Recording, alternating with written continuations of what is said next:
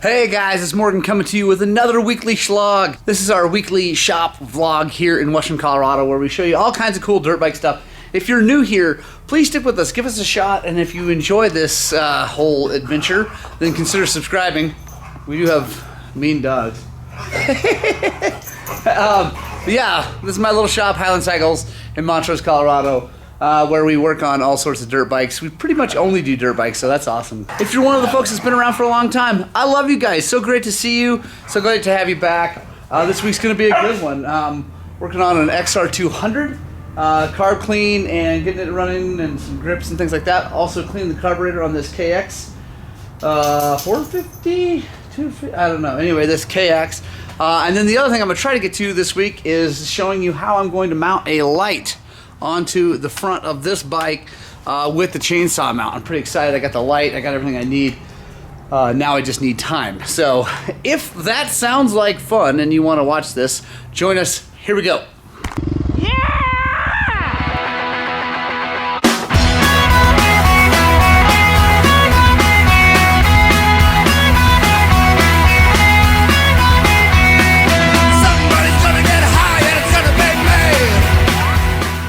Alright guys, first things first, I gotta get that XR200 running. Already,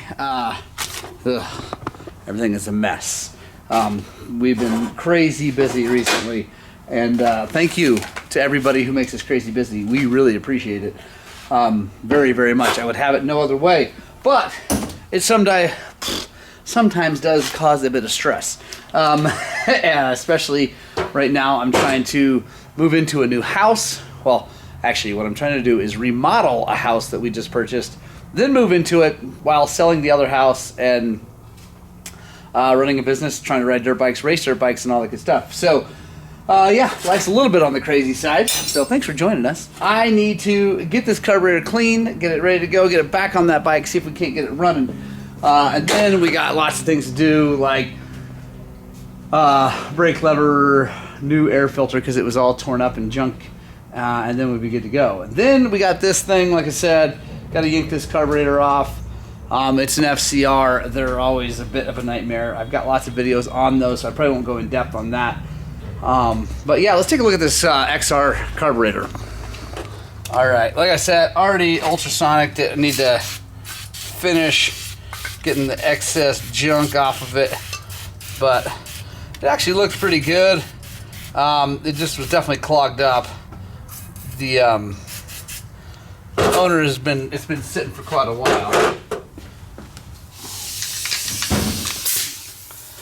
So when cleaning carburetors, guys, it's one thing to run through a cleaner and you know, spray, brake clean, all that, but you've got to get some high pressure air through it to make sure it's all going to be good. The other thing is this air screw, or excuse me, this fuel screw, you gotta take those things out and blow through there because the hole in there is so the pilot jet feeds that circuit, and the holes in there are tiny, so a lot of times they don't get clean if you're just blowing brake clean through them. So gotta make sure, get that out and blow through there really good. And we're gonna set that on these little carbs. I already set them to like 2 out to start, and then we'll go from there. I like to pull the pilot jet.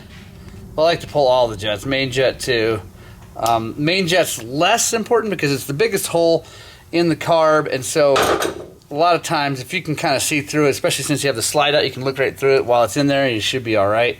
But with the pilot, I like to pull it out. Again, it has to do with the fact that it's such a tiny hole. It's all nice and clean now. Take the needle and seat out, take a look at that, make sure it's all good.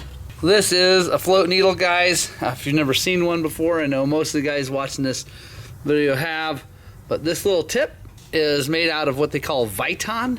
It's a rubber-like material. It's better than metal because it doesn't get develop a firm groove, but sometimes they do get grooved anyway. This one looks pretty good, so we're going to go ahead and put it back in. We'll go ahead and blow through there. I'll show you guys how I check to make sure it's sealing before I put it on the bike. So I get the pin back in here. So then what I do, take my mouth over the fuel hose, we're gonna blow, you can hear it come through, and then we're just gonna push the float up. And I can completely stop the flow of air, so I know that that's good. I don't know the condition of this hose. It looks all right. I might replace that just in case, but get some more clean in here because this is pretty gross. Always check, make sure the choke is working, everything's doing a thing. Also, guys, these holes right here, these are the inlets for the jet. So the air is coming in through here and it needs to pull fuel up out of the float bowl, and so these are where the air comes in and it goes right across the top of these jets and pulls out. So gotta make sure those are clear too. I got our float bowl, it's nice and clean from the ultrasonic, so I feel good about that. Float bowl gasket seems good. I'd be just getting a new kit for this thing, but I don't have one, and this guy is wanting this thing back pretty quickly, so I think it's going to be good. If there's anything that's way out of whack, we just get a new one anyway, but this seems like it's going to be alright. The float bowl gasket's nice and round still, so I think it's going to seal just fine. So there we go. Super simple carburetor, super simple clean. Let's put this thing on the bike and see if it starts.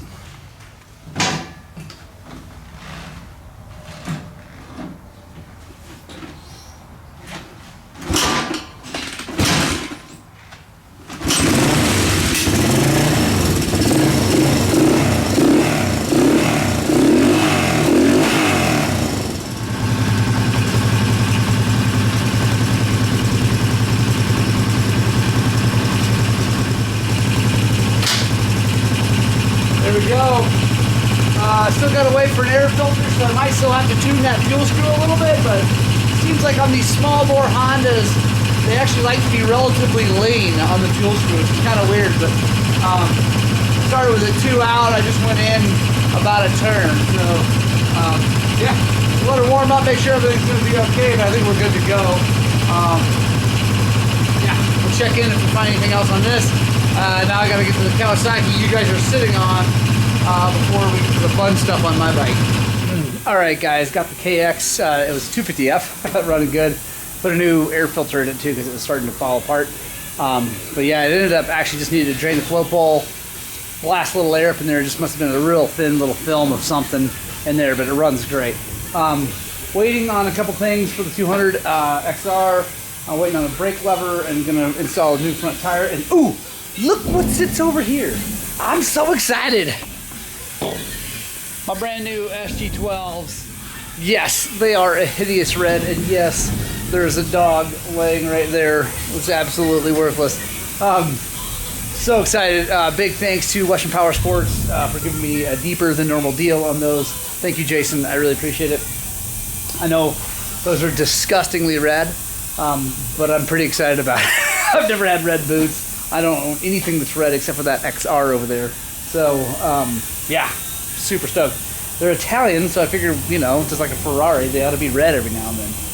But next on the list is this WR450. We are doing a shock service, so I'm going to peel that thing off and I'll show you guys what we're doing.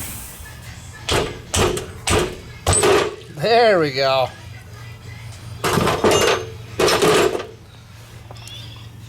That's disgusting.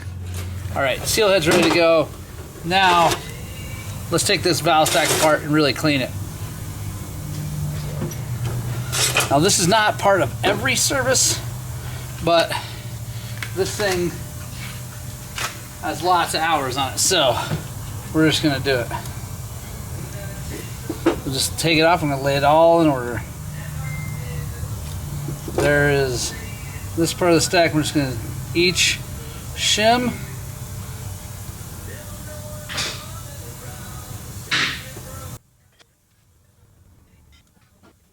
Alright, there they all are. So these are the compression side, because this would sit like this and the shock would move through the oil this way on compression, and so the oil is going through these holes down and then pushing against these shims and flexing them. And so what we want to do is we want to clean them all really good. So I'm gonna grab another towel and I'm gonna put them all back together.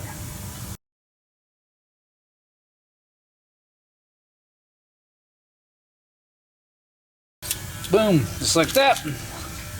Alright, last thing, guys, before we start putting it back together, this piston band is just super worn out. I was thinking we could get away with it, but I don't like it, so we're gonna take that off. We got a new.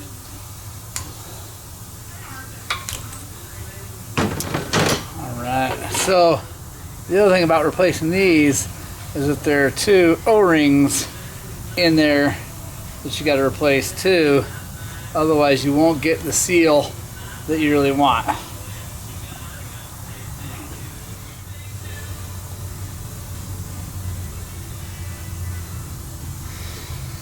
A new piston band.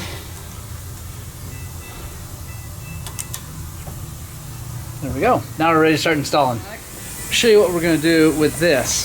So the one problem of having the saw mount on is I don't have a light. Obviously you can run a helmet light, but it's pretty nice to have a light. So I got myself this S1 light from Baja Designs. I got it from Desert Unlimited. Thank you guys so much. So what we're going to do is we're going to mount it right here. We have a bracket that will go actually in these holes, and it's actually going to go like that.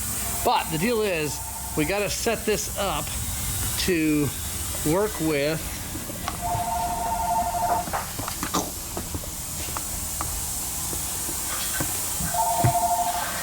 set this up to work with this regulator rectifier, so that our AC power on the bike can power this LED light, because AC and LEDs don't work. This is what fixes it. So what we need to do is reference our other light. Here is that same box. This one just has clear in the back. This is the power from the bike. We've got hot power.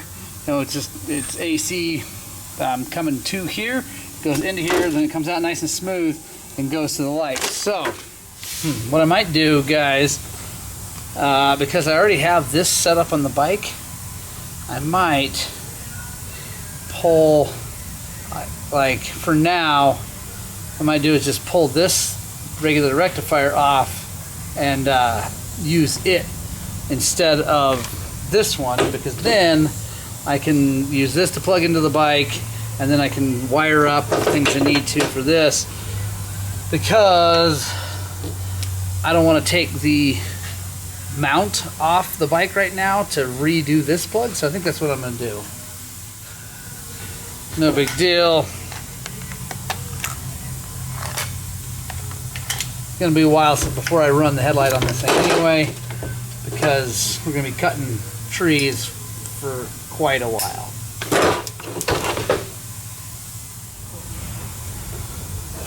Alright, so I already have power coming here, you know, bike power to here. So then this needs to go to here.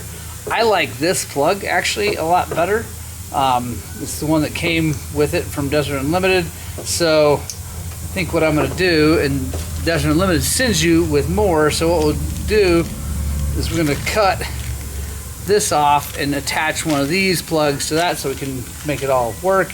And then later in the summer, when we put this all back on, I'll rewire some stuff on the bike, or I don't know, whatever. This will just be faster, we can get rolling. So cut that off. Strip these wires. Now take these, use our crimpers.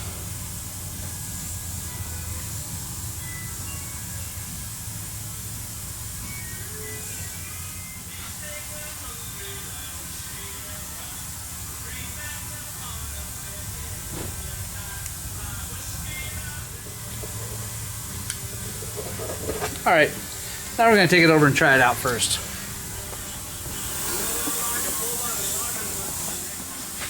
We'll take this in, just gonna plug it in, fire the bike up and see if it comes on.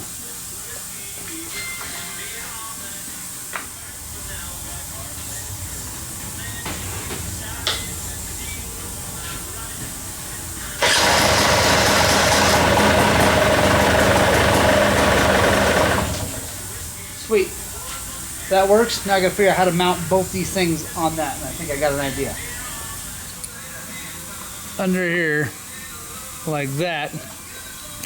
And because of the way I mounted it forward, that's gonna keep everything forward of where the bar goes. It should be good. There's not really room under here from things. I think over here is gonna be the place. Yeah, that'll be good. So now I'm just gonna drill a hole right through there.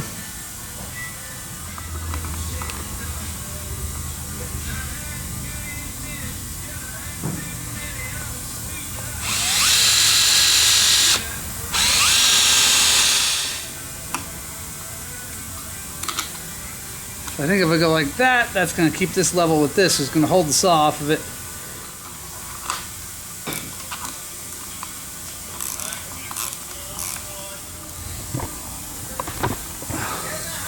Alright, I think that looks pretty good. I've got it canted in this way just a little bit since it's off center.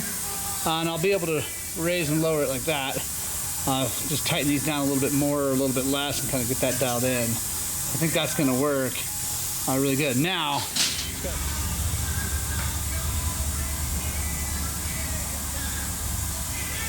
all right, guys, we've got it all mounted up. I think it's going to work good. So we got the light here, bolted through here. We have the wire tucked up out of the way because you don't want it to get, you know, the bars going in and out of here all the time, so you don't want it to hang up on that. So we got zip tied up here, zip tied through the hole in the fender, the normal hole for where the headlight would mount. It comes up here, got everything zip tied tight out of the way here so it doesn't do anything. Then we have the regulator rectifier bolted here. I've got a bolt going right through here, and I was able to actually just drill the hole small enough for just the shaft of the bolt to go through, and then when I tightened this down, it pulled down into the rubber so that now that's flush and that mounts up. So let's see if it works with the saw in it.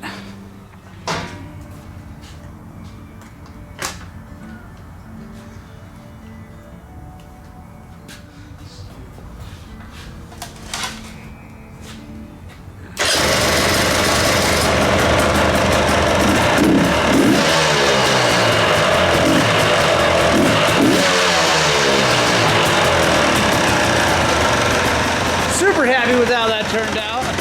Looks good. Bike swings all the way, either way. Without anything happening. Happy with that. That's gonna work out great. Now I'll just have to work on aiming it, but that's all good. All right, guys, so next thing I'm doing is I'm filming a quick video on how to pack up suspension. I've had a lot of people ask me. A lot of guys are sending us some suspension for us to revalve now that we're working with TBT. And so I've had a lot of guys who've never shipped suspension asking me how to do it. So I figure I'll make a quick video, put it up here on YouTube so people can check it out. So maybe that gives them the information they need so they don't have to call me and then me try to explain it over the phone, which is always hard. It's better just to see it. So anyway, I'm going to do that right now and then we'll get back to work.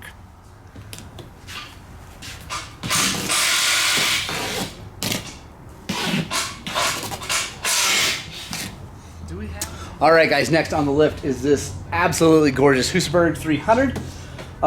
It's the obviously just the KTM 300 with the beautiful yellow frame and blue plastics from 2013. It's awesome. It comes with the closed chamber forks, which I really like from KTM. Those are absolutely brilliant forks. But today we are installing a Scott's steering stabilizer on this thing. And yeah, I don't know if I've ever actually filmed that, so we're going to film it now. Got to start by one of the things, the keys to doing this and making it easy is if you have a stand like that pop-up stand, it's adjustable. This one screws down and then up, is to set it to where you just barely have pressure on the front wheel with that up. Because I'll show you why. What we're going to try to do is we're going to do this if we can by just taking the top treble clamp off and everything, and then put it on and put it back on without actually taking the forks and everything off. I've already greased the steering head not long ago, so it doesn't need to come all the way apart. So yeah, I'll show you how that works. All right, guys, got the bars off, and we got the triple clamp all loose. The thing about this, one of the keys again, is the setup with the lift to make sure you don't have too much pressure on the wheel, like down on the wheel, or up too high where it can roll out. Also, I like to take a piece of wood, put it right there to help it keep from wanting to roll at all. Now, we just have to lift this up and off. And it helps to grab a rubber mount and kind of just tap it, because it's probably going to try to cock a little bit, which is fine, because we'll sort that out once we...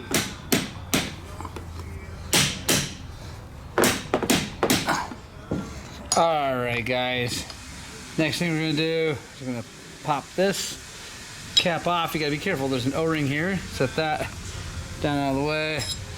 This cap off comes with a new cap, but before we do that, I'm going to take this O-ring. That's kind of a funky shaped seal O-ring thing.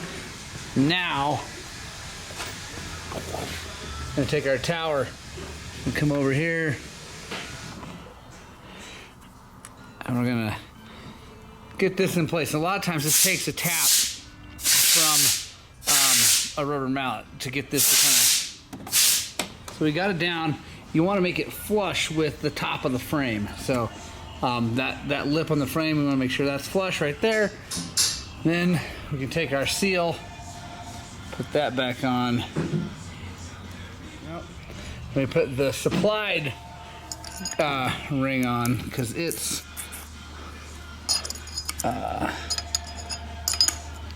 thinner this way, so that it won't grind on this.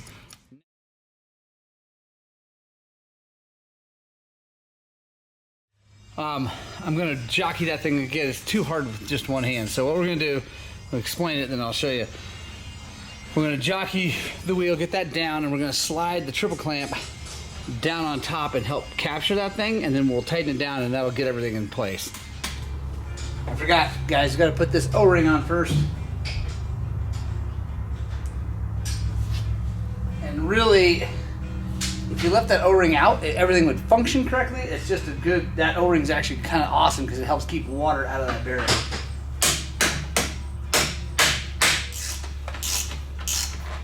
All right, now we gotta torque that to spec. I gotta look that spec up real fast, but we gotta make sure we torque this to the spec from KTM. That's another nice thing about KTMs. There's not like a castle nut you're trying to get on there or whatever. Just torque this to spec and then torque everything else down and you're good to go. All right, guys, so lift it up. It's 12 Newton meters, which is not much.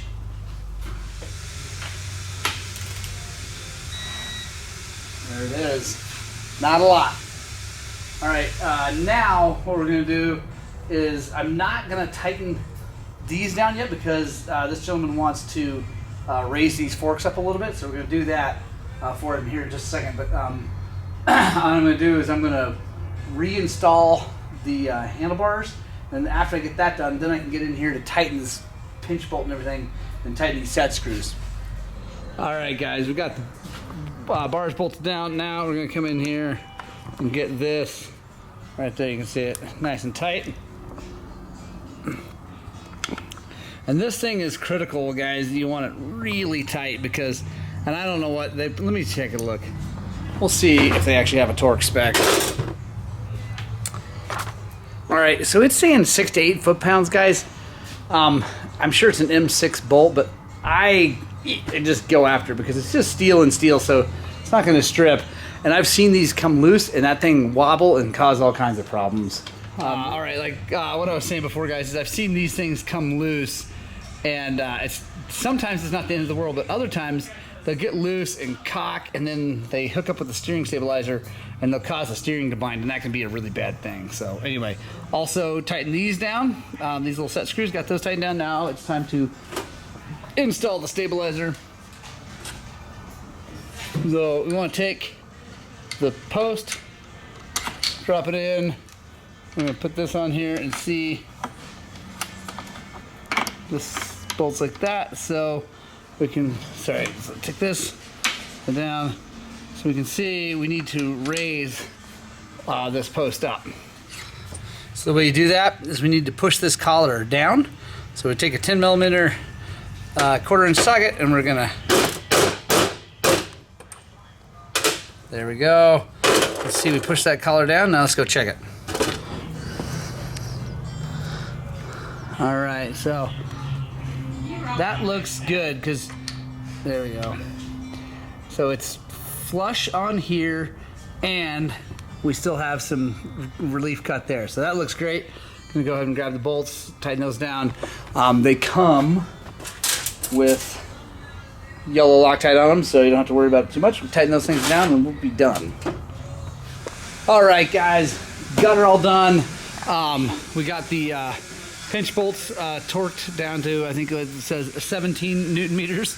I got these ones down to 12. Everything back together. We raised the forks up one tick, which is like kind of like 1/8 of an inch, but anyway, one little mark line, and we got our stabilizer ready to rock and roll. These things are really cool. I don't run a Scots, but they are really nice. I do like them a lot. It's pretty cool because this right here is your adjustment for just overall damping, but then under here you have a spike control, which is like a high speed. So that's like if you hit something really hard really quickly, that comes into play, kind of like the high speed compression on shock. And then you can actually control the sweep over here. Most people don't touch that. That's more for like flat track stuff where you're going to be mainly turning left or whatever. Anyway, pretty cool. All right, guys, that's the end of the week, the end of the Shlog. Thank you so much for joining us. I have to show you something though. I'm pretty excited. I'm trying to come over here. I put my air forks back on. Put my air forks back onto the 300 with the chainsaw. I'm really excited about that. I really like that setup a lot because you can put extra pressure in it and it helps hold the bike up when you got that chainsaw. It's like 7 pounds, which isn't a ton, but it's pretty nice to be able to pump the air up a little bit in that. And when I've got that on there, I'm not really working on going hard, which is where those air forks don't work very well. The new cone valve setup does, which will be what I do to my new bike when I get that. But because that's on there, that means I have now 2 sets of TBT valved forks for anybody to try who's here. I'm not going to ship them to you, but I'd be more than happy to bolt those up to a bike. So I have one set that fits a KTM. They're Explorers set up by us, TBT style, and then it's actually set up by Brady Metter, but the same stuff we would do. And then I have a set of YZ250 forks built by Brady with TBT valving in it. So if you're local and you want to try those out, let me know. The YZ forks will fit all YZ250 two-strokes, maybe not the brand new ones, 22s, but before that, and then it will fit up to like 0809 4-strokes. I don't know. The top part is a little bit bigger than the brand new or the newer 4-strokes. So anyway, if you guys want to try that out, let me know. Shoot me an email, morgan@highland-cycles.com. And I guess that's the end of it, guys. You know what I'm going to say. I hope you get out and spread the gospel 2 wheels, and I desperately hope that what we're doing here is inspiring you guys to work on, but more importantly, go ride your dirt bikes!